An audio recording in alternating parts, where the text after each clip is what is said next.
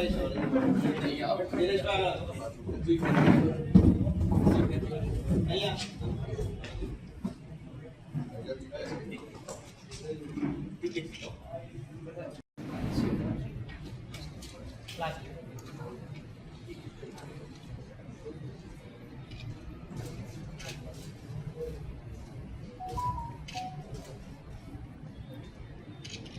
you. संगठन प्रभारी सम्मानीय रामकिशन ओझा जी, गुजरात प्रदेश कांग्रेस समिति का कार्यकारी अध्यक्ष इंद्र विजय सिंह ठाकुर, हमारा साथी भाई श्री हेमंत भाई रावल, भाई श्री हिरेन टेंकर, भाई श्री भाविक सहित तमाम ने आ पत्रकार परिषद में स्वागत है। હું વિનંતી કરું છું સન્માનીય વાતથી પણ આપણે વિમોચન કરી શકશું એટલે મેળવી શકશું। હું વિનંતી કરું છું માનનીય અધ્યક્ષ ઉમેદવારો જાહેર છે ત્યાં સુધી ફોર્મ ભરાશે। આમ આદમી પાર્ટી બંને બેઠકો પર ઉમેદવાર જાહેર કરશે। દરેક રાજકીય પક્ષ પોતાની રીતે ચૂંટણીઓમાં એક્સટેન્ડ કરતા હોય। સોમવારે બપોરે 2 વાગ્યા પહેલા કોંગ્રેસ પક્ષના બંને ઉમેદવારોના નામો જાહેર કરશે અને આપને જાણ કરવામાં આવશે। Thank you.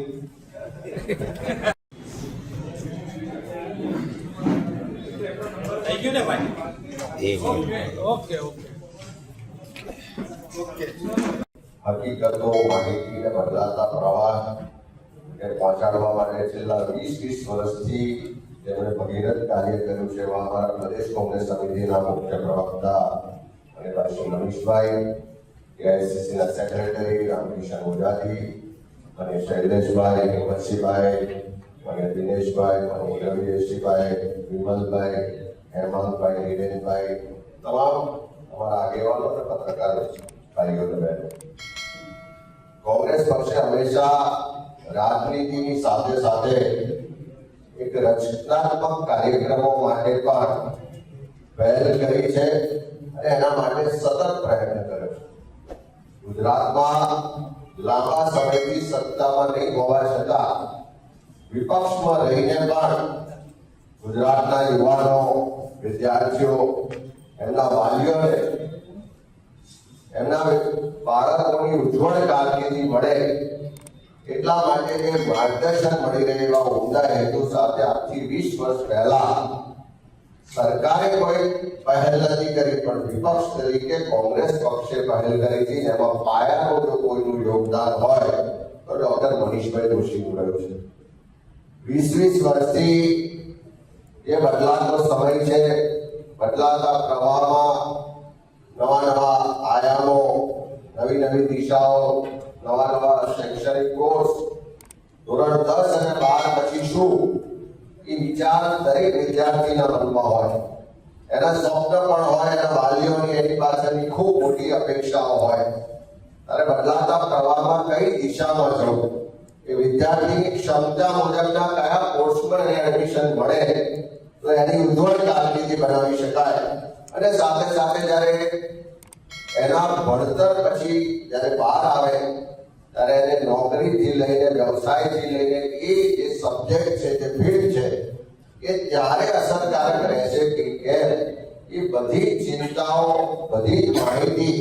જ્યારે 10 અને 12 ધોરણનું પરિણામ આવે ત્યારે વિદ્યાર્થીને વાલી બંનેના મનમાં હોય છે। ત્યારે મનીષભાઈ, હિરેનભાઈ એમની આખી ટીમે દર વર્ષે ખૂબ મહેનત કરી, ખૂબ અભ્યાસ કરીને આખા વિશ્વના બદલાતા પ્રવાહોની માહિતી મેળવી અને કારકિર્દીના ઉમરે પુસ્તક દર વર્ષે બનાવે પણ છે અને પ્રદેશ કોંગ્રેસ સમિતિના માધ્યમથી પ્રકાશિત પણ કરવામાં આવે છે। ત્યારે ફરીથી હું મનીષભાઈ અને આખી ટીમને ખૂબ અભિનંદન આપીશ અને સાથે સાથે આપના માધ્યમથી ગુજરાતના તમામ વાલીઓ, વિદ્યાર્થીઓને કહેવા માંગુ છું કે આ બદલાતા સમય સાથે તાલ મિલાવવાનો,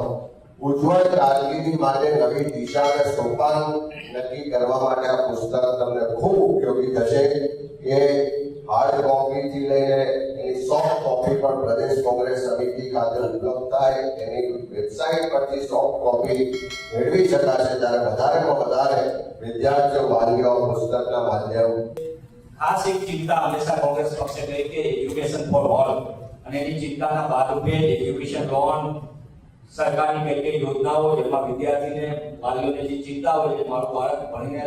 તૈયાર તો થયું 12મા ધોરણમાં પણ હવે કોલેજમાં જશે તેની ફીસનો મોટો પ્રશ્ન હોય એ તમામ વિગત ક્યાંથી સ્કોલરશીપ મળશે કઈ રીતે મળશે એ તમામ વિગત આપવાનો પ્રયત્ન કર્યો છે સૌથી મોટી અંગ્રેજી માધ્યમના વિદ્યાર્થીઓ માટે પણ મોટો પ્રશ્ન છે તો આ બુકની અંદર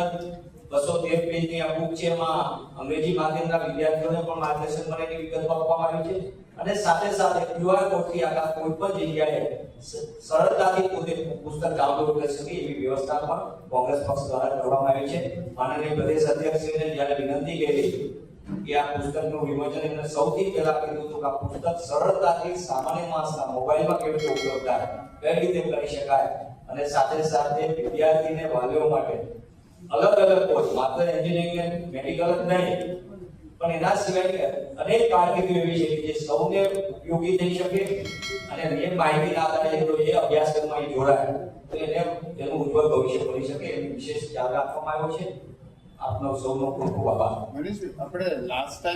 લાસ્ટ જે એડિશન હતું એનાથી આપણે આમાં શું ચેન્જીસ લાવ્યા છે આમાં કંઈ નવું કંઈ તમે એડિશન તમે કર્યું હોય એના વિશે જણાવો સમગ્ર પુસ્તકની અંદર